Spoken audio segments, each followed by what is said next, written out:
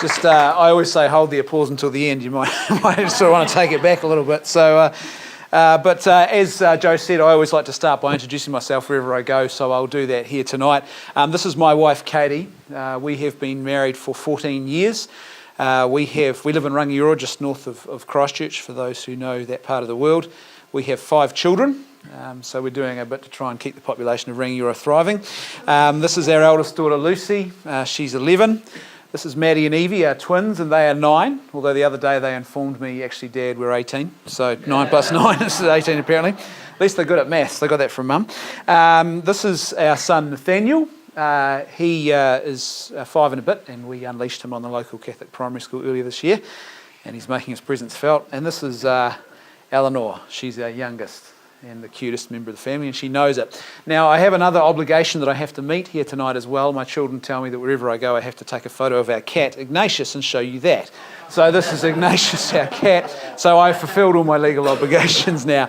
The reason I'm here tonight and in the diocese, and thank you for the hospitality that I've been shown here. It's been a real blessing and a privilege to be here over the last couple of days, is because I work full-time in this arena. I've spent almost 15 years now, the last 15 years, in full-time life, marriage and family ministry, and this is a big part of what I do, and it's interesting to see the way in which particularly the advent of technology has really changed and shaped this issue and the work that I do in this area quite dramatically, particularly in the last sort of 5 to 6 years or so. And there's some really big issues that are on our horizon as a society that are really starting to make themselves present and felt now in regards to these issues. And so what I want to do tonight in this session is I want to give some practical insights on these issues. I want to give some practical insights if you know of people who struggle with this issue of pornography. In that regard, I want to give some practical insights around the whole impact and perhaps the use of social media and the way that's changing, I guess, our social interaction as human persons. I want to give some practical insights for parents who might be looking for some advice on this issue. And before I get into any of that, I want to lay a bit of a framework that I think gives us perhaps a way to think about this issue in a much deeper and broader context, and perhaps to really start to get to the heart of why pornography, and I guess you'd say a misuse of social media as well, would be so problematic for human society. So let's start at the very beginning, and we're going to go back over 2,000 years. That's how far back to the beginning we're going to go, and we're going to start with this guy here, Aristotle. And Aristotle, the greatest of the Greek philosophers, in his Ethics of Friendship, identified that there's only 3 possible types of relationships that you can ever have with another human person. And the first and the lowest form of relationship is what he called a friendship of utility. And this is a relationship that exists between 2 people solely because there is some utility in it for the 2 persons who are involved. So let's say, for example, I sell building products and Joe, well, he is a builder, I was going to say, imagine he's a builder. Yeah, he was a builder, that's his trade. So Joe's a builder, and Joe makes money by selling houses. I make money by selling building products. He buys my building products and makes money building houses with them. I make my money by selling him those building products. The relationship between us exists around that utility, the building products and the money. But let's say in a couple of years' time I move into a different industry and I start selling beauty products. Well, Joe can't build houses with those. Our relationship comes to a quick end. Why? Because it was built on nothing more than that utility that existed between us. Aristotle then identified that there's another form of relationship that you can have with a person. It's what he called a friendship of pleasure, or a pleasurable friendship. 2 people who enjoy spending time in each other's company, doing things together. They take delight from each other's presence and being with each other and those usual social interactions which often bring us great joy and happiness in life. But Aristotle said there's a third and higher form of relationship still, and it's a really, really important one. He called it a friendship of virtue, or a virtuous friendship. And in this friendship now, the relationship between the other person is quite different. Between the 2 persons is quite different. In a friendship of virtue, it's no longer about the utility or the pleasure I take from that relationship. It's now about me seeking the good of that other person, wanting to see their good, even if that might cost me something to do that. And Aristotle said not only is this the highest form of friendship or relationship that 2 human persons can have, but it's actually really important because it's where human beings flourish. Not just the people who are on the receiving end of that self-giving love, but also the people who engage in those self-sacrificial acts. They flourish and become more fully human and more fully alive as well. But it's not just Aristotle who's saying this. Christianity has been saying this for 2,000 years as well. We are made in the image and likeness of God. It's a statement that you hear if you float around Christian circles quite regularly. But what does it mean? Because it's quite a profound statement. And to understand what that really means, I think we need to understand who God is. And here's another statement. As I said to a group of students the other day, this is one of the safest answers that you can give in an RE class if you fall asleep and suddenly wake up and you're not sure what's being discussed. The other one is Jesus. Who's your hero? Jesus. Okay, it's always a safe answer in RE. But God is love. Now, this is a profound statement, but it rolls off the tongue quite easily. You hear it in hymns and prayers and everything else, but it's a profoundly loaded statement.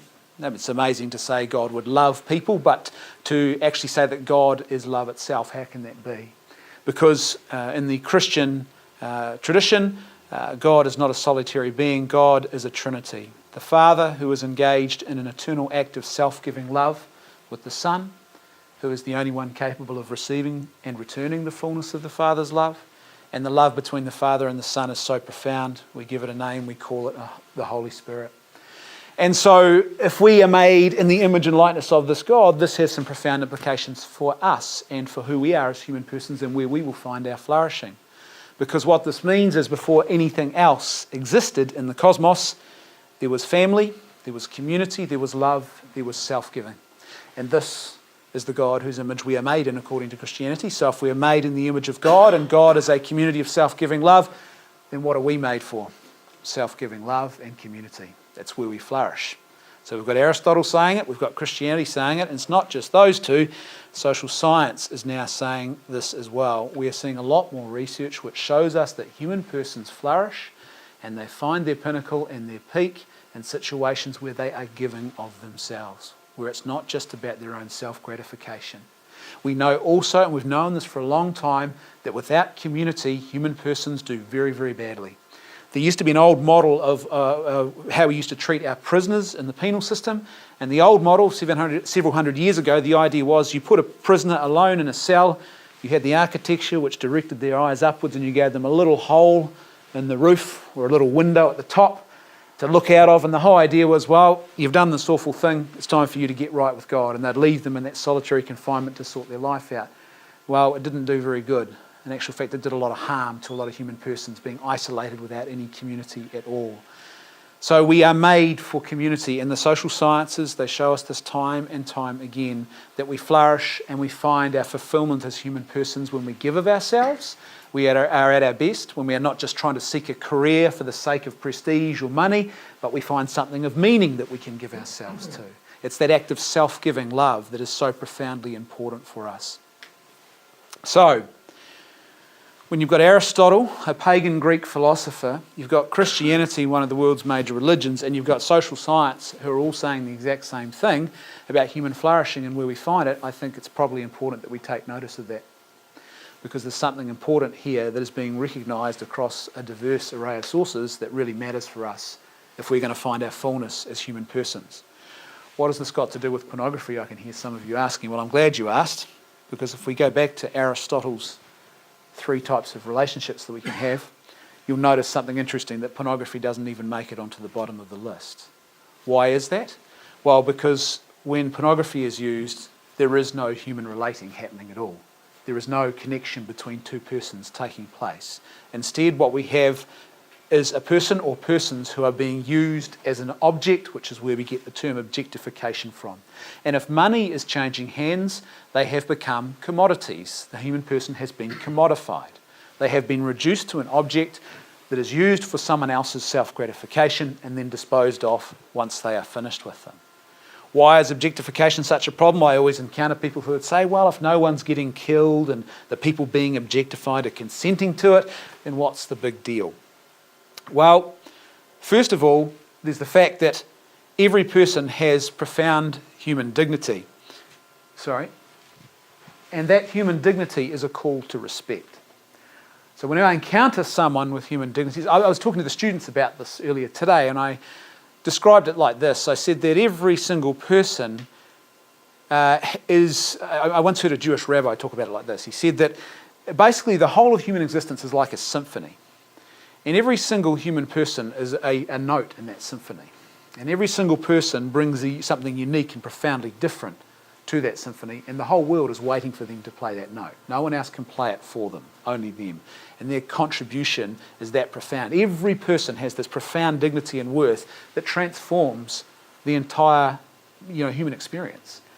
And it's a profoundly important thing. And that dignity that we have is a call. And when we encounter that dignity in others, it should be a call on us of respect. We respect the other.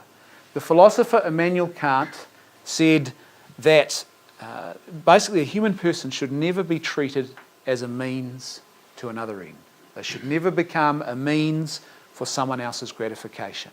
Something has gone wrong when that happens, because the human person is a hugely important good in and of themselves, and they should be respected as such. So when we talk about human dignity, let's just have a little bit of a chat about that for a second, because this does matter as well. What is it that makes us unique and different as human persons? Because we aren't like animals. We aren't like any other living thing on earth. And one of the things that we have that makes us different is our rational intellect. We don't just think, we think about thinking. And so that's why we ask the big why questions. Why am I here? Hopefully not why am I here tonight, but why am I here on this earth? What is the purpose of my life? What is the meaning of existence? Is there a God? We ask the big, profound why questions because we think about thinking. You won't find a chicken wandering around the local poultry farm, picking up its food and thinking, what is the meaning of my chicken existence? Is there a chicken God? Where are my friends going in that big red and white truck with KFC on the side of it? Right? They don't ask the big why questions like we do, okay? We also have free will, and this is profoundly important. The ability, for example, to love is totally dependent on our freedom to actually choose that. It's a profoundly important part of who we are. We don't just act on urge. And related to free will, we have transcendence. We have the ability to transcend, to rise above our urges and choose to do the good, even when that might be extremely difficult. On the way up on Tuesday morning, I had 2 planes to catch to Gisborne, and so I brought with me my copy of a book that I highly recommend if everyone should read at least once in their life. It's Viktor Frankl's Man's Search for Meaning. And Viktor Frankl spent time in 5 different Nazi German concentration camps as a Jewish prisoner. And one of the things that's so beautiful about that book is he talks about the way in which even in the midst of that terrible darkness and suffering and evil, there were still these profound moments of transcendence where people rose above and transcended that and chose to do the good.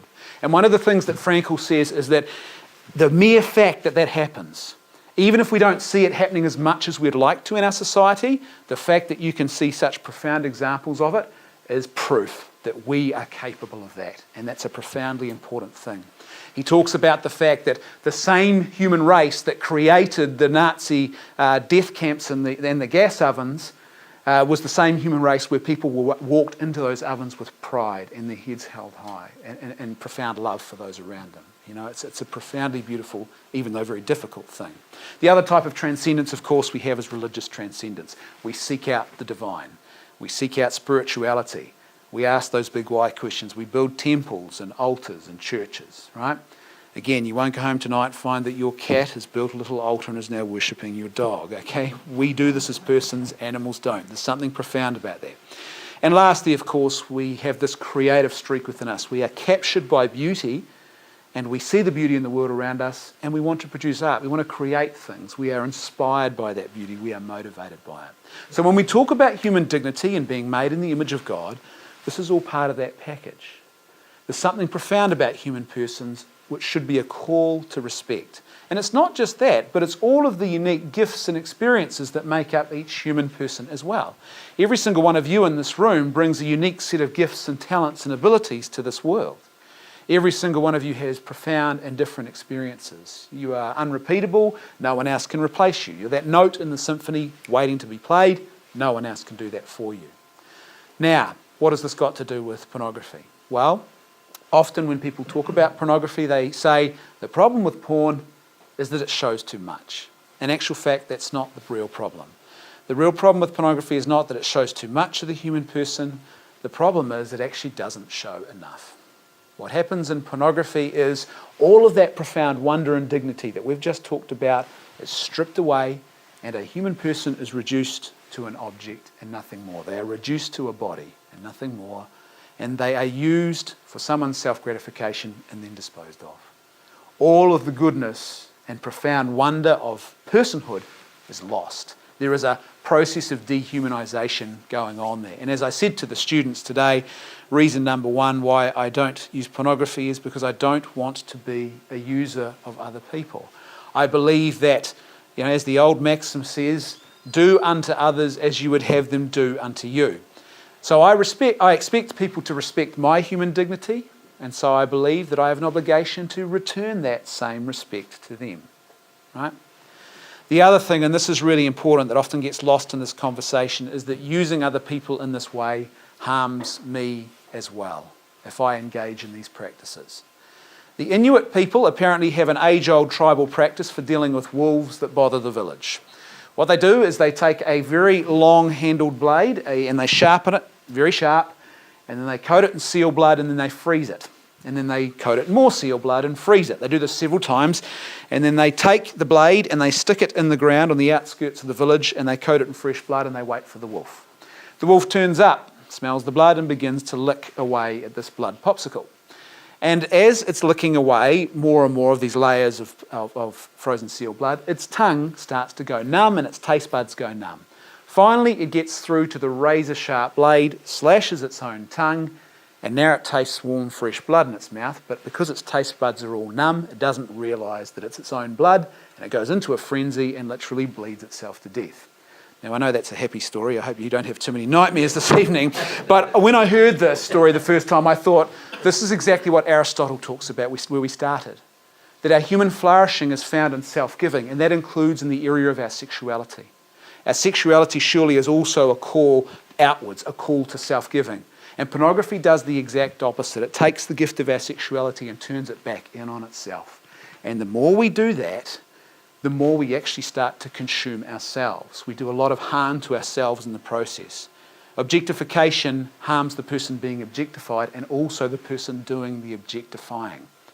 Often that part of the conversation is talked about, but this part is missed. So let's have a look at some of the harms that pornography can cause in society. So first of all, back in 2010, a meta-analysis was done.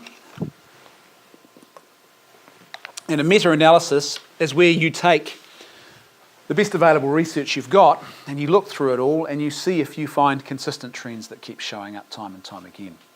And in this 2010 meta-analysis of pornography research, what they found was that, and this particular trend kept showing up time and time again in different research papers, was that it was linked to an increase in violent attitudes towards women. Now, we shouldn't all be surprised by this, that people's attitudes and behaviours and way of thinking about the human person and about sexuality would be shaped by the images that they are consuming. We have an entire science, an entire industry dedicated to this very principle. It's called marketing and advertising. We know that with just 30 seconds of the right images put together in the right way, we can shape your very thoughts about an issue. In fact, we can change your behaviour. We can get you to vote for a candidate, or vote against a candidate, or to go and buy or use a product or service, just with 30 seconds of images put together in the right way. So imagine what happens to someone who is regularly consuming images of a pornographic nature and how that begins to shape their attitudes towards human sexuality and to the human persons they see depicted in those images. There's obviously the serious harm that is done to the actors who are involved. This is something that doesn't probably get talked about enough.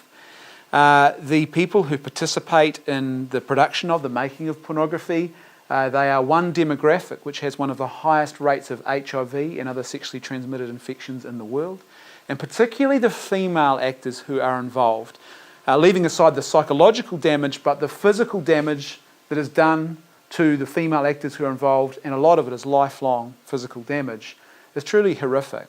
I often think about this as someone who is the father of 4 girls, and I know there's no way I'd ever want my daughters anywhere near this industry at all. And if I wouldn't want my daughters to participate in this, I would say that surely we would not want to support or propagate an industry that does this to someone else's daughter either. We know now, the experts who deal in human trafficking tell us that the leading driver now for sex trafficking is internet pornography. And they tell us that if we could get people to actually use less online pornography, we would make a huge dent in the problem of human trafficking, because the primary reason persons are being trafficked now is for sexual trafficking, and it's for online pornography, a lot of it. And what's interesting is a couple of years ago, someone tried to start a new campaign for what they called ethical pornography. I don't know if those two words go together, but there was this idea that there would be a brand on the corner of the website, and the porn you were looking at, you would know that this wasn't a trafficked person who was enslaved as you were watching this pornography. So it's a very, very serious issue. Again, why would we want to support something that is doing this to human persons? What's interesting too is those who know the history of human slavery. William Wilberforce, who fought against the transatlantic slave trade out of England, and then for many decades fought that battle until slavery was outlawed in England. There's actually more human slavery and trafficking in the world today than what there was in his period when he brought an end to it, which is not a particularly good indictment on where things are at. And of course, there is serious harm that it does to relationships. A big part of the work that I do when I'm not giving presentations involves mentoring men and sometimes couples who have been impacted by pornography.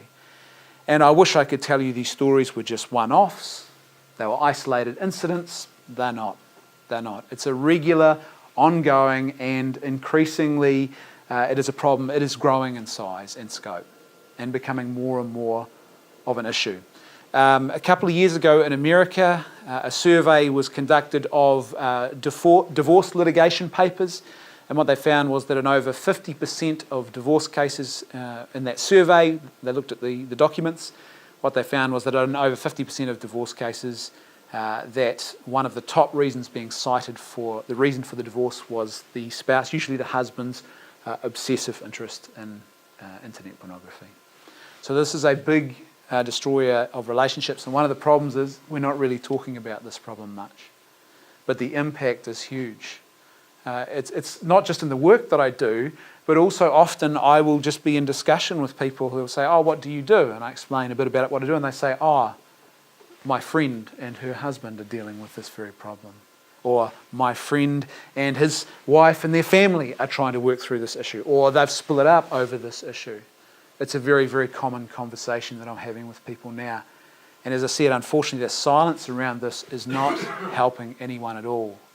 The silence really needs to be broken on this so we can actually begin to bring effective help and support to people in this need. Why does pornography have such a powerful pull on people? Well, because of what happens to our brain on pornography. In your brain, you have something called your natural reward pathway. And as the name suggests, your natural reward pathway gives you a reward for doing certain things that are good for you as a human being and that help you to live a good and meaningful and flourishing life. That reward that you were given is a hit of the chemical dopamine. And a couple of examples in your natural reward pathway where you get dopamine are, for example, having a meal. When you eat, your brain gives you dopamine and says, "This is good, keep doing this." When you bond with another person, you are given a hit of dopamine. Your brain is telling you, "This is good, keep doing this." But here's the thing, you can interfere with your natural reward pathway by introducing artificial rewards that actually create big problems.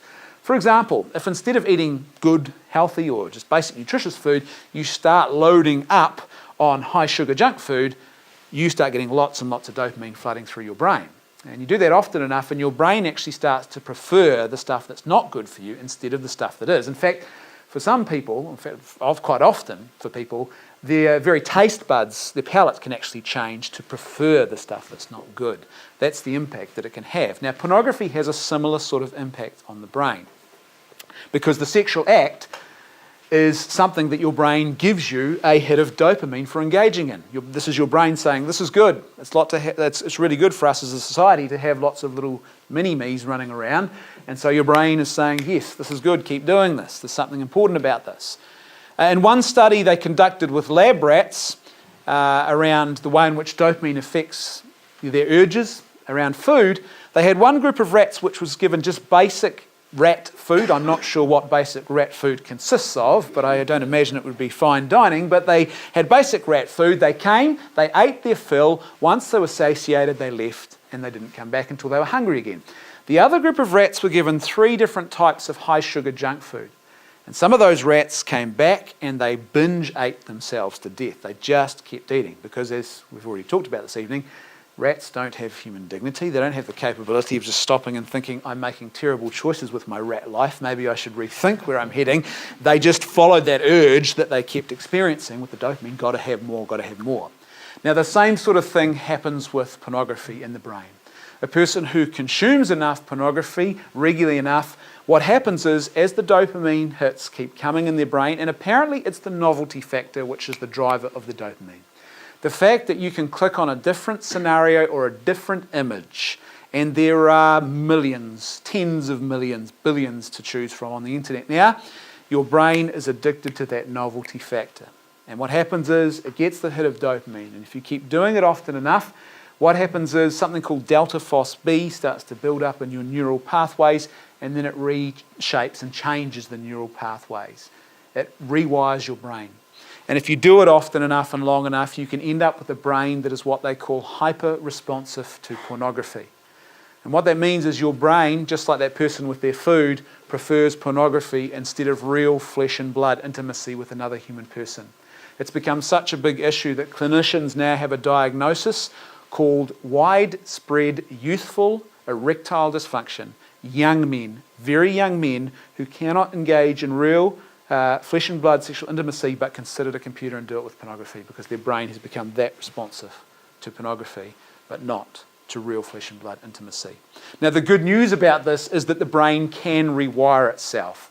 It's a matter of changing habits and working hard to remove pornography and make other choices, better choices, and doing that, that's not easy for a lot of people, but being given the support and encouragement to do that and a commitment to that will actually start to change the way the brain works again, and it will start working for people again in these situations. And instead of them having to fight against the brain, which is hyper-responsive, their brain actually starts going back to a more normal state. Now, one of the key areas where the brain is vulnerable to this effect is during adolescence. Because prior to about the age of 25, and particularly during adolescence, the brain has a greater plasticity. It's a lot more mouldable and changeable. And so young people who get hooked into pornography during their adolescence, those neural pathways, if you imagine them like trenches that are being dug for water, they get dug a little bit deeper than what they would for someone who perhaps started looking at pornography after the age of 25. It takes a little bit longer for the brain effectively to rewire itself in that situation. The reason we know this is because of the advent of broadband technology. And what we were able to study as a result of that was men who were over 25 when that technology arrived and got hooked on porn over the age of 25 versus young men who were in their adolescence when that technology arrived and were exposed to porn at that stage. So, what are some practical tips for people who might be struggling with this issue? If you encounter people who are struggling, I don't have time to go through lots and lots of them, but what I want to do is I want to give 3 practical pointers in this area tonight and then recommend a website where you can find lots more. And there are 3 tips that perhaps often get missed in this. So the first one is kind of obvious, and that is the amount of screen time or device usage that a person is engaging in and the location of where they're using those screens. There is something about the way the brain responds to the thought of possibly being discovered looking at images. So to have a screen that's not in a bedroom, hidden away, a screen that's visible to foot traffic, people walking past, for most people. There are some cases where people will become so addicted, where pornography reaches that next level of addiction, where there have been quite a few numerous cases now where the people have sat in places like public libraries and searched for pornography on computers there with no shame or regard for who's watching. That's quite a serious level of addiction. But generally for most people, the fact that someone can see the screen and they know that someone could walk past for their brain, that's just enough of a trigger to help them to perhaps avoid falling into that. So it's something definitely worth thinking about, particularly if you're a parent and you're thinking about how can I best safeguard my children. Well, one of the big rules, for example, in our house that we have is no devices or screens in bedrooms or taken away in private areas. And now that's quite an important one. Not just for that reason, by the way, but also the way in which blue light, which these devices emit, frequently, the way in which it affects your brain and sleep cycles. So blue light is on a particular type of wavelength that suppresses the production of melatonin in the body. And melatonin is the chemical that tells you you're tired and it's time to go to sleep. Normally the sun goes down, your body starts producing melatonin and you feel sleepy. Now the blue light from those screens, in fact any LED screen at all, not only that but any night light that's blue, get rid of it out of your kids' room. We have a red night light. Red light works on a different wavelength. It doesn't interrupt the brain in the same way. And so what happens is that even if you've got a phone or a device in a room that's not being used and someone's gone to sleep and it just flicks on like that, that emission of blue light can be enough, we know from recent studies, to pull someone out of their deep sleep cycles and can be really, really disruptive. So the best advice that we still have is get off your device at least an hour before you go to bed if you want to have a full and restful sleep. One of the things we have on all of our devices at home is on our phones now. They come automatically with a night setting, or sometimes it's called a twilight setting, and it automatically dims the blue light in the screen. There is also a free program called f.lux that you can download. It's free for any computer that will do the same thing on your computer. I've got it on my laptop. I often have to turn it off to give presentations like this because otherwise they look a bit less coloured as they should, but it's a handy and helpful device to have. But one of the best pieces of advice is don't have them in bedrooms, and also don't have kids looking at them for at least an hour before bedtime. Okay, the second thing to consider is if someone's going to be effective at overcoming a pornography problem is trying to deal with the problem at where the triggers exist, the things that actually make them want to look at the pornography. Often people fight this battle at a computer screen and they think, I'm not going to look at pornography and I'll fight this battle against porn at the computer screen. It's really the wrong place to be trying to mount this battle. What you want to do is actually recognise what are the things that trigger a person to want to look at pornography. When I have a man who approaches me and says, I've got an issue in this area, the first thing I say to them is, okay, for the next 3 weeks or so, take a diary of everything that you do in your life. Everything, including any moment where you look at pornography. And let's have a look at this in a couple of weeks' time and see if there are consistent trends that keep happening in your life right before you look at pornography, because that could be your trigger. One of the big triggers for a lot of people is stress. Because for a lot of people, there are certain situations of stress they feel disempowered and out of control, and they go to pornography as a way to try and take back control and to get a sense of power. And so stress is a big one. And if you can identify what that exact stress is, you then create a strategy for dealing with the trigger, not the computer screen. And so what you do is you say, okay, if this particular type of stress arises in my day, I have a strategy for dealing with it. I might debrief my day for 20 minutes. If I'm a person of faith, I might spend 10 minutes, 15 minutes in a chapel before I go home, or at the start of that day if I know I'm going to be dealing with that stress. I might get home and put on my shoes and go for a run or for a walk. I have a way of dealing with the trigger. If I deal with the trigger, I'm much less likely to end up wanting to look at porn or sit down at a screen and actually look at pornography. And another big one that often gets missed in this is always have a plan for failure. No person is perfect, none of us are, and invariably what happens is someone starts out and says, you know what, I'm not going to look at porn, I'm not going to do this, I'm not going to do this. They might get through a couple of weeks and then bang, they fall back into an old habit, they look at pornography. It's a very common occurrence.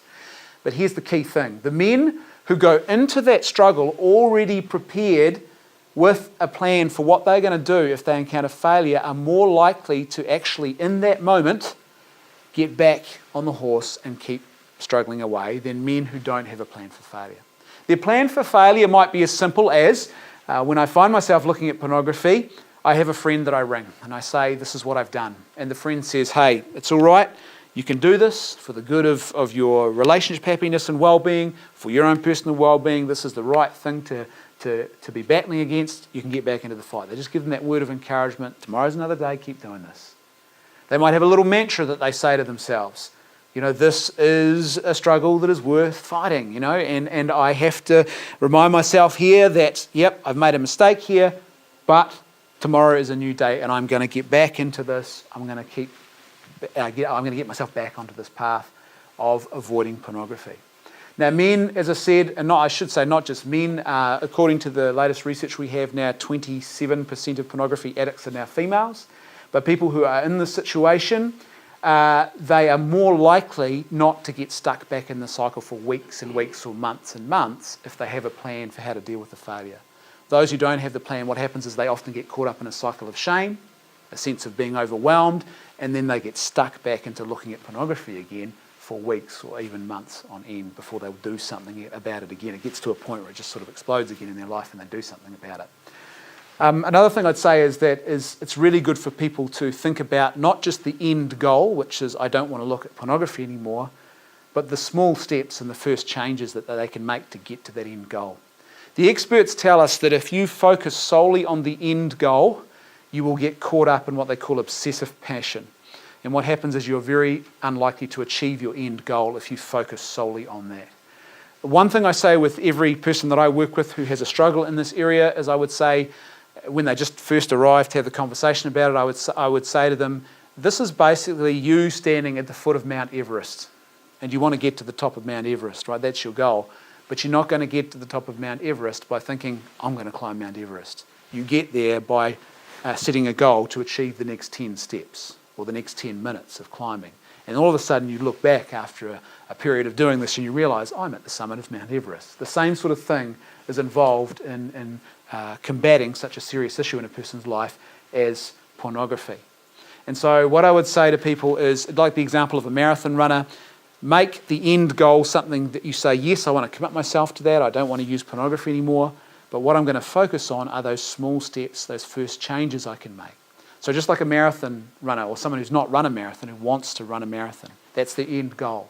But what they do is they focus on the first steps and the small changes they can make. Every night when I get home from work, I am going to put on my running gear and I'm going to go out for a run. And if they focus on that and they get out every night and do that run, they're far more likely to achieve the end goal.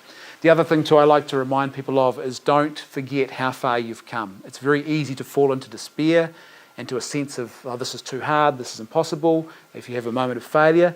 And it's really good for people to be reminded in that moment, hey, stop and look at how far you've actually come. You know, this isn't impossible, this is achievable. Yes, it's hard and difficult right now, but you can do this.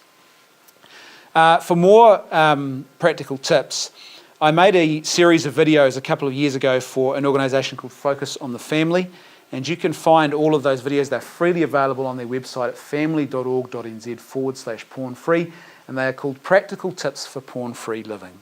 And each of those videos is about 3 or 4 minutes long each. They go into a lot more detail about some of those practical tips I've mentioned tonight, plus a whole lot of others, and they're a really good resource that's freely available to anyone. If you know young people who are struggling with this issue, there is also a really good youth online community called Fight the New Drug that focuses solely on this issue. It's a group of young people who have got together and formed an online community, and they've said, look, we want to use the gift of our sexuality for love and not for pornography, and so they support each other. There's lots of great information on that site. It's a great network if you know young people who are looking to connect with others who are serious about dealing with this issue in their lives as well. It's a great little support network. We're going to talk a little bit about social media now, but before I do that, I'd like everyone just perhaps to stand up where you are, take a little stretch break, and I want you to perhaps turn to the person beside you and tell them one thing that you found interesting so far this evening, and then sit down again.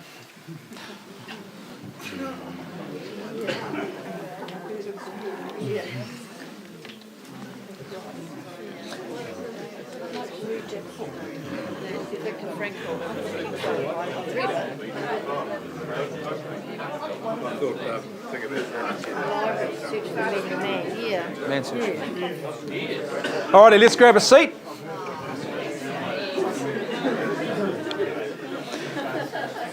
Okay. So, pornography is obviously a very serious and pervasive problem that has a profound impact on human persons. But so does now the issue of social media. And it's really important to understand social media has really changed and shaped the dynamic of societies and the way in which we engage with each other, particularly for young people. And I think there's some important things to think about. And I guess I want to start out by saying, first of all, that social media is not a bad thing. It's a tool. It's a great tool, in fact, that can be used well. I use it a lot in my work. I'm not a Luddite who's saying to you, stay away from that technology. The technology is not the problem. I have my own YouTube channel with just over 17,000 subscribers, so I'm not afraid of social media and I use it. It's a great conversation tool for me with people. However, like any tool, there's a time and a place to use it. My son loves my tools. In fact, before I went away on a recent trip, he said to me, Dad, when you die, those are going to be my tools, aren't they? So what's going on here? You had a premonition, son? And so, he's already got his eyes on my tools. And often I will go home. I know when I get home at the end of this week, I'm going to find that he's been into my tools because that's what he does. But there are plenty of tools in there that he shouldn't have his hands on just yet. He's been eyeing up my chainsaw, and so I've had to move it out of his reach. It's a great tool, but in the wrong hands at the wrong time, used in the wrong way, even by an adult, it can be a very problematic thing. So social media is like that. It's a great tool, but there are some things I think it's important to consider. First of all, I would say, and this is something that I talked to the students about this afternoon, and it's true for all of us who are using social media, is that we need to keep asking ourselves the question, is it the icing on the cake or has it become the whole cake for us? Are we living our life in the real world or are we now trying to live our entire life online? Is it the icing on the cake or is it the whole cake? The last thing we want to end up becoming is like this chap here. Stuck in a desert, we'd much rather be online than find the things that we actually need. And the thing that we actually need for our flourishing is human community. It's genuine connection with other persons. One of my hobbies is hunting.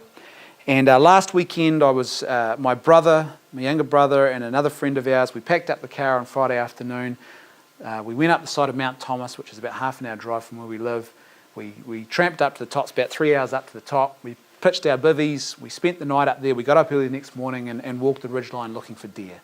And then we trekked out the next day, unfortunately empty-handed, but that happens sometimes. But it was a great moment of community. We went up the mountain, we told a few stories, there were a few jokes, there was a couple of whiskies had. It was a really good moment of bonding and community between human persons. We got back and we posted a photograph from the ridgeline, beautiful view, and things like that on social media. The social media was the icing on the cake. It wasn't the whole experience. That experience of community and bonding was lived out in the real world. And the danger is that for a lot of people, they are now finding themselves stuck trying to live their lives online or in a social media environment, and that's not a good way to live. And I'll talk more in just a second why that's such a big issue.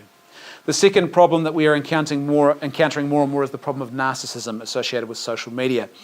As the old story of Narcissus goes, this is a painting. Actually, my younger brother who lives in Sydney, this is Caravaggio's Narcissus. My younger brother who lives in Sydney, I took a photograph of this last time I was over there with him. He painted this. It's an exact copy of Caravaggio. It sits and hangs in his garage, it's about that high.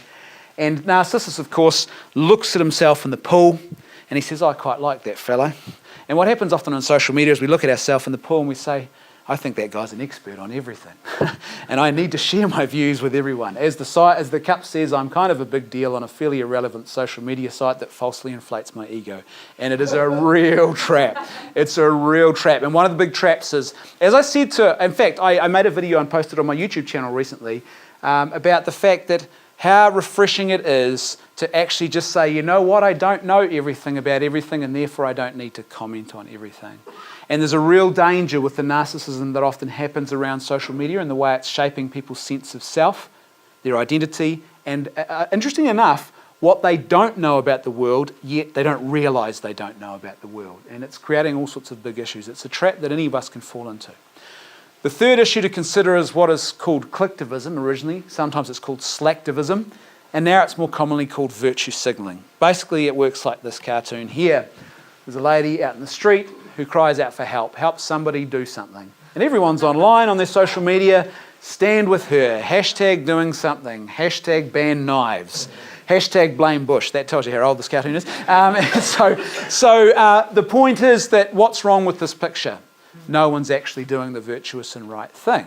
Right? They're signalling their virtue online, but they're not doing that. As I said to the students this afternoon, I bet you if I asked you what kind of culture you want to live in, you could all give me a pretty good idea. I don't want this in my culture in New Zealand. I do want these things in my culture in New Zealand, and it's great. But then the challenge is, what are you actually doing about that? Are you actually living the culture that you want to be living in? It's very easy to complain about the state of New Zealand society, but are we living that culture in our own communities, in our own families? Because how else are we going to encounter and experience that culture if we're not living it ourselves? And this is where virtue signalling becomes a real big problem. The temptation is to get online and tell people about all the evils in the world that we think someone should do something about. Not me, I'm too busy on social media telling people that they should do something about these evils. And of course, all the good things that we think should be happening. But again, we're too busy to actually do those good things. The problem of amplified social comparison is becoming a really big issue. Social comparison, the grass is always greener on the other side, has always been with us. In fact, it's in the 10 Commandments. Thou shalt not covet thy neighbour's goods, right? We look over the fence and we think, hey, they've got something better than me. And often what happens with people who experience this is they will compare themselves. They will compare their lives to the lives of others, and they will have a sense that they're not measuring up. Now, social media has made this problem worse. And that's why it's called amplified social comparison on social media. Because what happens on social media is that people tend to show the best and then they hide the rest. And so what you do is you don't just take a photograph and post it to social media review on your holiday in front of a portaloo somewhere and just flick that up. That's not good enough, okay? You've got to look like you're having the time of your life, and this is the greatest holiday. It's almost like it's a travel brochure. So you make sure you stand in front of an important or impressive looking monument or some amazing vista, or you find a celebrity. Richie McCaw's over there. I'll stand in front of him and I'll snap a photo. But that's not enough either. You've got to hold the phone just right. You've got to do the duck face now. You suck your cheeks in. And then what you do is you're in a hurry, so you take 20 or 30 photos because you can't hang around all day. And then what you do is you find your way through those photos to the best one. And then what you do is you add another 30 or 40 filters to get the photo looking coloured just right. And then you post it on social media, but you don't just post it on social media. You've got to also say something really witty and clever to go with it, because everyone's got to realise that you're living the life that's, it's really special and important. And so you might say something in your social media status like, just on holiday and I saw some guy who plays rugby, lols, that's laugh out loud for those who don't know. And then you post that online and it's like, look at my life. Now, the problem is that everyone else is scrolling through their social media feeds, and what do they see? They see snippet after snippet of very brief, tiny moments of other people's lives where they are showing the best and hiding the rest. And that's all they're seeing. And what happens is they start to compare their lives to what they're seeing online. The research now is very clear about this. The more time that a person spends on social media, the more depression and anxiety they experience about their own life. And it's not surprising because they are comparing themselves to these false snippets. I mean, the snippets might be real, but they're just a snippet of a person's life. You don't see the suffering, you don't see the challenges and the difficulties normally. Sometimes you do, but not normally. And so what happens is that people begin to feel, my life is just not good enough. I'm not actually measuring up. People often say to us, my wife and I, oh, your kids look so cute, the photos you post. I'm like, yep, come around at dinner time and see if you still feel that way, okay? I'll just give it 5 minutes and I'll tell you what happened after we took that photograph, right? Because there's a whole nother picture that you didn't see. But it's an easy trap for people to fall into. And the last one is what we call online disinhibition effect. And as the name suggests, what happens is people get onto social media and their inhibitions go out the window. And even the nicest of people can all of a sudden end up getting on to a computer and doing this kind of thing here. They are transformed into some evil, heinous monster who does and says the most outrageous things. And particularly for young people, this is a really big issue. There's 2 reasons why this happens. Number one is when you're looking at a device like this, your brain effectively tricks you and you think, oh, this is just me in the privacy of my lounge with this piece of machinery. In actual fact, the whole world is seeing what you're doing. There's a really big and growing problem now, particularly with young girls, sharing images, inappropriate images of themselves, pornographic sometimes just sexualized but still inappropriate images of themselves with others, because their brains are not telling them about the consequences of doing this. In their mind, they think it's a device, it's another person. Their brain's not registering about the possible long-term consequences, about the fact that once it's out there for good, and there's no way of getting it back, right? The other reason why you have online disinhibition effect is because when you get online, you're no longer seeing or hearing the person that you are engaging with. So, what was your name, sorry? Vanessa. Sorry to embarrass you, Vanessa. But let's say Vanessa and I are having a conversation. Thanks for coming tonight, by the way. So that's a little moment of human interaction there. She's heard my voice, I've heard her voice, she's seen my face, vice versa, right? And there's a lot of empathy and empathy cues that come from that fact, that I can hear her voice and I can see her face. Now we get onto our devices. And now instead of seeing each other's faces and hearing each other's voices, we're looking at pixels on a screen. And what happens is our brain forgets that there is a real flesh and blood human person on the end of this. And so we start discussing politics, for example. So if we were doing that in the real world, and Vanessa said something I found really distressing, I might sort of wince at that. And she goes, oh, that's a little cue, I've gone too far. If I fall on the floor and start sucking my thumb in the fetal position, she knows that she's gone way too far, and she's, look, I'm sorry, Brendan, I take that back. I didn't mean to say that. You find a way to deal with it. Why? Because human empathy kicks in. But on social media, you're not seeing the other person. This is why internet bullying is so vicious, because people go much further than they would if they could see the person face to face. Those basic empathy components of who we are as a human person and human conversation are missing. And it's a real trap. People can say the most outrageous things they would never say to another person, and they would never say in a room full of people. And as I said, even the nicest of people can do this. So, one thing I encourage young people to consider, or any person who's on social media, are what I call the 4 Ps of how to use social media well as a good tool. Always pause before you post anything. Never be reactive, never just rush into it. And while you are pausing, ponder what you're about to post. Is this really the most prudent thing to be doing? Is this the most charitable thing I could say? Wherever possible, try and post things on social media without pride. As I said to the students this afternoon, each one of us is profoundly important, but we are not the most important thing in the universe, okay? And we are called to give of our lives to others, and that includes in our social media activities as well. And it's a real trap, the tendency to want to elevate ourselves and tell everyone how awesome we are. And it is a big trap. It's very easy to fall into. And the last thing, of course, is the fact that we should always remember that with social media engagement, it is person to person. There is a person who is either going to see this or who is going to be on the receiving end of this. And it's always important to ask yourself, would I want to be on the receiving end of this? Or what would I think if I saw this? And for me, the more I've started to follow these 4 rules in my own, because I use social media a lot, I train organisations and consult with organisations about effective social media strategies. So I'm not afraid of this technology, I think it's great. But the more I've begun to use these 4 rules in my engagement, the more I found I've actually become more effective. And also, I found that my flourishing has been helped. So what will often happen, I was sitting in an airport a couple of weeks ago and someone posted a particularly nasty comment on one of my social media feeds, and I began to respond in what I thought was a very clever and witty kind of way. I got about 4 or 5 sentences in, and then I thought to myself, stop, take a pause, what are you doing here? Is this charitable? No, it's not. You don't need to look clever, you don't need to respond in this way. And I deleted the whole lot, just ignored it. And I think it's a far more effective way of engaging when we follow these rules. Take your time and think about what's happening. The other thing that's important to know is this, if you've got young people with social media in the house, is it's not just pornography that causes dopamine hits in the brain. So does social media and video gaming. They have the same effect on the human brain, those dopamine hits, and they can become very addictive.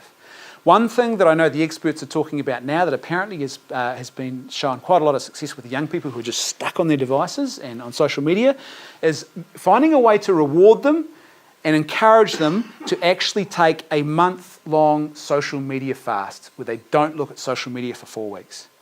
And it's fascinating hearing the testimonies from young people who do that. And they get back onto social media at the end of the month, and they're not as obsessed with it. And they've discovered that balance again back in their lives. And they talk about how they realised just how much of an impact in a negative way this was having on them, but they needed that fast, that break to do it. Now with a young person, as I said, you might need to incentivise that. So, look, if you take this month-long fast, let's do this particular thing together that I know that you really want to do. So it becomes an incentive sort of reward thing. And apparently it's been very effective. Video gaming is another thing just to be aware of.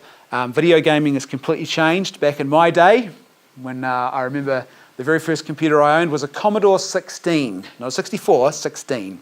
You plugged it into your television, the keyboard, you pressed play on a tape to load a game, and you waited 40 minutes to play Pong. 2 things that went back and forth on a screen, a couple of pixels floating back and forth. video gaming has changed dramatically. It's a lot more immersive now.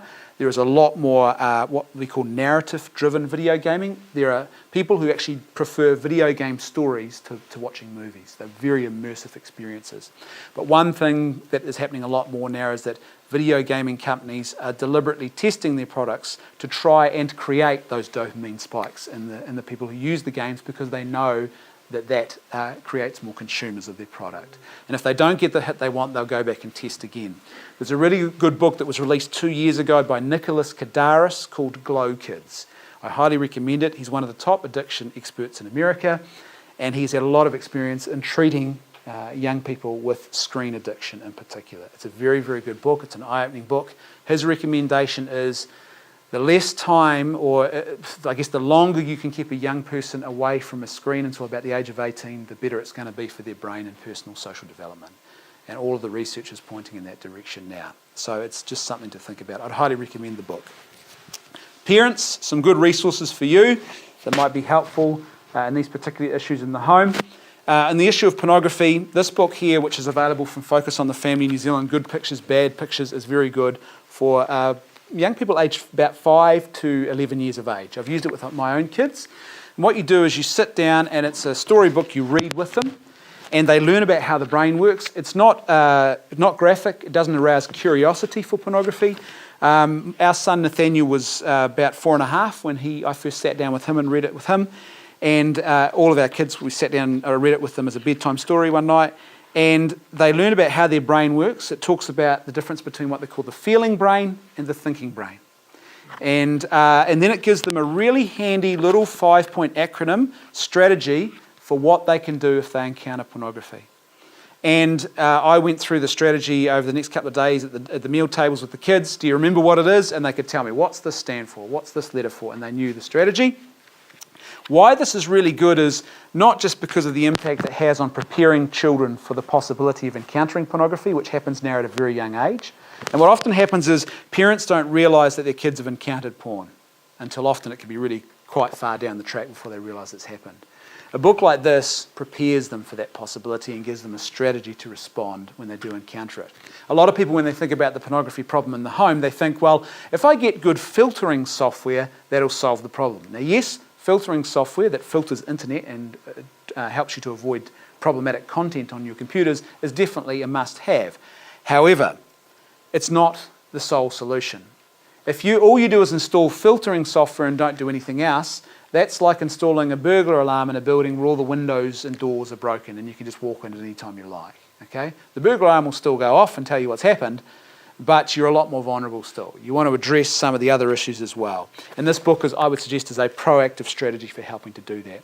Now, what's so good about this book is that it's not just applicable with pornography.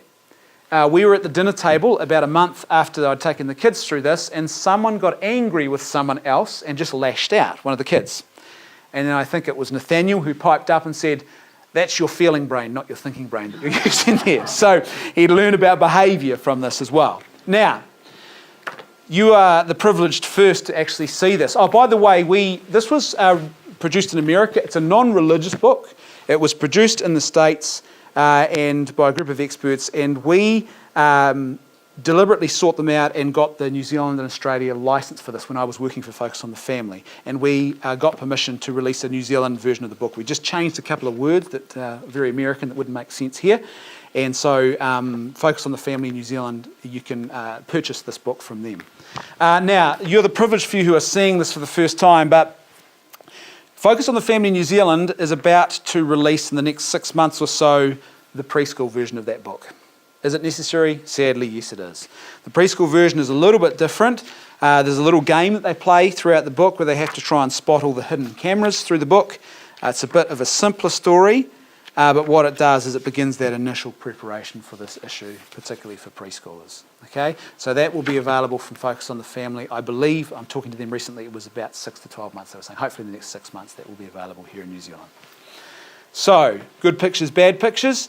There's a video that I made for Focus on the Family called 10 Practical Tips for Porn-Proofing Your Home. It's for parents. It contains 10 practical tips for things that you can do around pornography proofing in the home. It's freely available on their website. There's also another video that I was asked to make last year. What if someone you love is struggling with porn? And this video is for someone who has a loved one or a child or a spouse who might be dealing with this issue, what you need to know and some of the things that you can expect on that journey with someone who is trying to battle against pornography. It's a helpful resource. As I said, a lot of people approached me and said, look, can you give us advice for how we should help people, the things that we need to know and be aware of. How do we recognise when a pornography problem has become something much more serious and we need to involve perhaps outside authorities or experts to deal with something that's far more serious now. So, really practical advice in that arena. The Practical Tips for Porn-Free Living video series, as I've already mentioned. And you can access all of those free at family.org.nz, and they have a section on their website called Porn Proofing, and you can find all of those resources, and you can share all those resources freely from there. They are also on their YouTube site, so they can be shared universally through social media that way as well. So they're an excellent set of resources. The last thing I'll say just to wrap up is this, that basically when you think about the issue of, say, devices and technology in the home and the issue of pornography, this is about culture versus culture. It's really important to recognise that. It's not just about limiting the negative culture that we don't want happening in our home. It's also about enshrining and celebrating the culture that will help your family to flourish or to help you flourish in your life. It's very easy to say, I don't want this in my life, no, no, no to that. But what are you actually saying yes to? Because that matters just as much, right? So it's about, I go back to that where we started with Aristotle, it's about that culture of self-giving that's important. It's also about enshrining the things that are actually going to help people flourish. So in our house, for example, one of the things that we do is we limit screen time, and also we are very, very careful about device usage in our home. Now, my wife and I, we've got devices. I use them in our work, but for our kids, we've explained to them that they will not be having their own personal devices until much later. And for those who are wondering, yes, we are dealing with the BYOD problem in our school as well, bring your own device. And we were very clear with our school, look, we don't want our daughter, who's in a BYOD class, to be attached at the hip to a device. She's too young for that. So, first of all, if the school wants to provide her with one, they can do that. Secondly, here's the deal. We would actually want it to be a laptop. Now, the reason being is because a laptop actually teaches her a valuable skill, which is typing. Swiping and pressing and swiping and tapping is not a valuable skill for anyone to learn. It's very simple. Anyone can do it, okay? So often I encounter people who say to me, look at my 3-year-old on that iPad. They're going to be a genius. They're going to be the next Steve Jobs. Maybe they will. I don't know. But the reason that your 3-year-old can do that so proficiently is because this technology is designed to be dummy-proof so that anyone can start swiping and pressing on it. It's not a sign of technical genius, okay? One of the things that I know that will help our kids is their ability to concentrate and to have a good attention span. And one really good way of building that into kids is encouraging them to read and to read books. So, at our house, every Wednesday night around the dinner table is book club night. Everyone, from mum and dad down to the kids, has to go round the table and say what book they're reading at the moment and what they enjoy about it or what they don't like about it. Everyone. In fact, if we forget, the kids will say, hey, mum and dad, it's book club night. Remember, we've got to talk about the books we're reading. So it develops this love. It's celebrating that culture that we want them to have that will help them to flourish. Our 3-year-old, she's reading the same book every week about Minnie Mouse. And she explains things in great details that we're not, it's very mysterious, whatever she's talking about, but she gets into it as well. And it's an important thing, and we've noticed the fruit of that. Our kids are now reading. They are reading. Our son is picking up books. He's obsessed at the moment with books about bodies and skeletons and things like that and how the human body works. He can tell you all sorts of stuff about that because he's growing up in a home where that sort of thing is celebrated and enshrined and encouraged, and it's helpful. Now, why it's helpful is because you learn a lot of skills, important skills, social skills in your brain by doing those things. The more you do them, the better you get at it. It's the use it or lose it principle.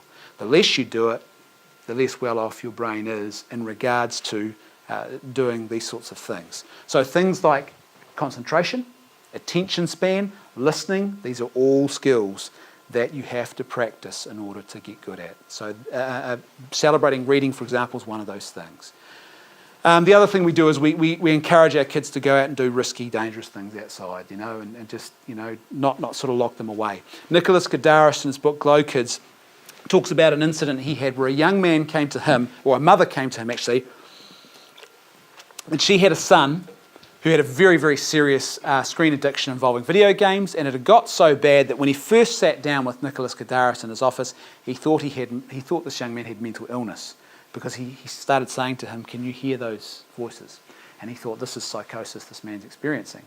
In actual fact, it wasn't. He just spent so much time video gaming, literally wouldn't leave his room, he was peeing into jars, wouldn't go to, that's how obsessed he was, that his brain was just phasing in and out of these two worlds. Now, Nicholas Kadaris, as he began to work with him, said, "Well, what would you like to do?" And he said, "Well, I'd like to play basketball. I've always wanted to play basketball." He said, "Well, that's great. Let's explore that as an option." Well, he starts playing basketball, and then not long after that, the mother rings him quite angry and says, "What have you done to my son? He's playing basketball." He says, "I can't have him out there. It's too dangerous. I wanted you to fix him, but I want him at home. I don't want him leaving the home." And as he said to her, you can't have it both ways, all right? You've got to enshrine and celebrate those things that are really going to help kids, as well as limiting the negative, problematic stuff. And the other thing just to be aware of is that people often think, well, if I limit my children's access to technology and devices, I'm going to be limiting their future in the digital world. Well, you're actually not. The best available research we have on this comes from the OECD, and they looked at every country in the OECD, and what they found was quite interesting about the use of technology in learning. What they found was that students who use computers moderately at school tend to have somewhat better learning outcomes than students who use computers rarely, but students who use computers very frequently at school do a lot worse in most learning outcomes, even after accounting for social background and student demographics. What they also found was this, that put simply, ensuring that every child attains a baseline level of proficiency in reading and mathematics seems to do more to create more equal opportunities in the digital world than can be achieved by expandising or subsidising access to high-tech devices and services. So it's something to remember that your child is not being disadvantaged, because a lot of the technology now, as I said, it's designed to be dummy-proof. It doesn't require a degree in computer science, and by getting hooked into it early, you are not all of a sudden learning more than if you wait to actually attach yourself at the hip to that technology. And just to wrap things up with, I'll end where we started, with that reminder that every person is made for love. So we should never settle for anything less, and importantly, we should never give anything less. What that means is that we're made for self-giving, not self-gratification, which is obviously the opposite to the culture of pornography. And also we are made for community, not just to be connected. We are more connected than we've ever been before in the world. I can pick up that phone right now and I could connect with someone on the other side of this planet like that. We've got lots of that, but we've got a lot less of this now.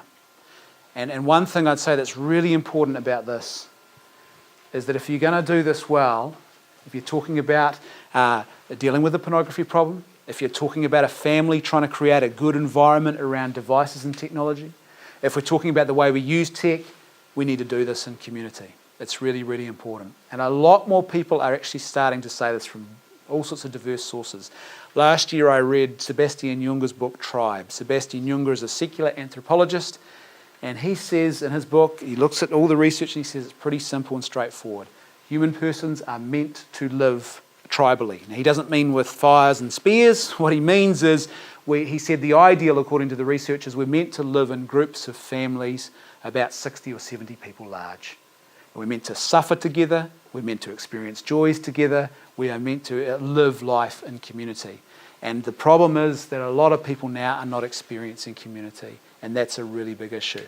Now, one of the problems with some of the technology is that it's very isolating. And the other issue about community is that if we're going to be effective in supporting each other to raise kids who are able to interact and use technology well, or to avoid the problems of pornography, community is an essential component of this. We actually need to support each other and live a life where we are more than just connected, but there is a genuine self-giving going on between persons. That's all I want to say. Thank you for listening. Does anybody have any questions or comments they'd like to make at all? That's a good question, and it all depends on the situation. Some people, particularly those who are older, who weren't in their adolescence when they were looking at pornography, the suggestion is that a period of 6 to 12 months with good discipline and good support can make a huge difference. Someone who looked at it in their adolescence, it can be a whole different story. I'm mentoring someone at the moment who has that very situation. It was adolescence, very young adolescence, when he first became involved in pornography. And the pull is just huge. He's a good man. Loves his wife, loves his kids. He's a really good man and he wants to do the right thing. But that pull is still something he really struggles with. One of the other big factors, of course, is being willing to commit yourself. It's like any sort of behaviour change. We often know what we should be doing, but that biggest and first and hardest hurdle is actually starting the journey of doing it. But it's amazing how a lot of this is not rocket science. It's, in the same way that a person might have to change eating habits, which is a very difficult thing to do for a lot of people. It's that commitment to striving away at that makes a really, really big difference. There are some people who this will be a struggle that they will probably deal with for a big portion of their life because of the way in which they've been exposed and the longevity of how long they've been exposed. But according to the experts, a brain can rechange its shape in a matter of months with the right sort of behaviour change.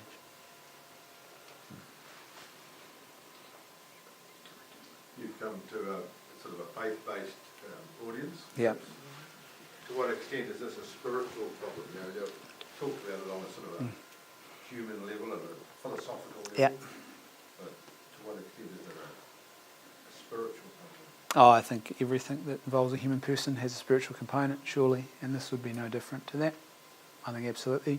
I think from a, what you might say, a theological perspective, the idea in which, the very heart of the Christian gospel is a call to self-giving love, right? Unless you lose your life, you won't find your life. Unless you take up your cross, you can't follow me. That's that call. The ultimate friendship of virtue is Jesus on the cross. And so I think that anything that is an image of the Trinity, like a family or an act of self-giving, is something that you would have to say that the devil would hate and would love to see broken and destroyed. I think the other reason why he would probably relish in people in these situations is because a person who experiences this kind of dysfunction in their life, it is a lot harder to get a good interior life, a good spirituality going if you are struggling against some of these issues. People are very isolated, they're buried in shame. It's a profound disruptor to a person's spirituality and their relationship with God. So absolutely. Yeah. And so just to take another step further, you said that we've got to break the silence, and it's, I guess, as a person who preaches, it's some way in which the preacher can break the help the congregation, the society, the culture, to break the silence. Yep, I think very, very much so.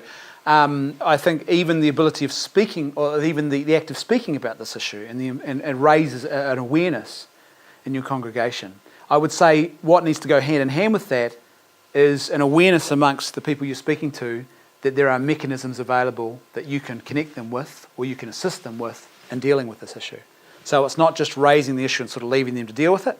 It's raising the issue and saying, hey, this is why we've done this particular thing in our parish or our church to enable people who want to deal with it. If you want to get involved in that program, come and see me. It's a matter of, I think, fostering within parishes proactive programs that actually address this issue and help. Predominantly, as I said, it's still men who are the primary targets of and people who are dealing with pornography problems. So what are we doing in our parishes to actually strengthen and help in the area of male sexuality to build a proactive and healthy, a life-giving and virtuous vision of male sexuality, for example, instead of waiting for a man to fall off the edge of the cliff and then saying, okay, well, now we'll help you. Okay, so that kind of thing, I think, is hugely important. Another thing that can be done, which is a very simple thing, is to include, for example, a regular prayer for people who are struggling with that issue. And what that does is it tells people sitting in the pews that you have solidarity with them. We understand. We know what you're going through. We're not trying to pass judgment on your struggle, but hey, we recognise the difficulty of it and we're praying for you. And it's a very profound thing for someone to know that they're not alone in that. But I think the conversation, it really is a matter of beginning that conversation and trying to find proactive ways to not just address the problem, but also provide a proactive and healthy vision for human sexuality that people can begin to live out. I've been saying this for a while now. We're very good. I'm a Catholic, for those who don't know. We're very good in the Catholic Church at what I call reactive marriage and family discipleship. So when someone gets in trouble or a family gets in trouble, we're very good at reacting at that point. We'll help you. We'll do what we need to do. What we're not so good at the moment is what I call proactive marriage and family discipleship, We often think, okay, someone's gone through marriage prep, they get married, they walk out the church at the end of their wedding and we go, see you later, our job is done. Nah, our job's just beginning at that point, or it should be. We should be journeying with that couple from that moment forward. That's not the end of it. And so I think that's an aspect of this as well. What can we do to nurture families in a positive, proactive way in our parishes? And again, this is essential. How do we get them living together in genuine community, self-giving community? That makes a huge difference. Does that help? Yeah, it does. Because I perceive it to be a big problem. Yeah, it is a big problem. Absolutely. I mean, in Christchurch Diocese, my diocese where I'm from, a couple of years ago, our former bishop, Bishop Barry Jones, before he died, he asked me to spend a day with all of the priests in the diocese and presented 4 seminars just on this issue and practical advice about how they can help people in their congregations, how they can help people who come to them pastorally with these issues. So it's a big issue. It's a very serious issue. But often it's not being talked about. And in the church, we should be talking about this. And that silence is not benefiting anyone at all. So, I mean, I mentioned it to a few people who was on tonight, yeah. but they didn't want to know. Yeah. I'm not suggesting for a minute that they had a problem. No, but no. that we need to know that Yeah. there is a problem. Often people don't realise the gravity of the issue. We know from research that that people in congregations are just as vulnerable. Families in congregations, Christian congregations, are experiencing this issue at the same rates as people outside of the church. So it is a very serious issue. And as I said, the silence only makes it worse. It only creates more of a problem for people.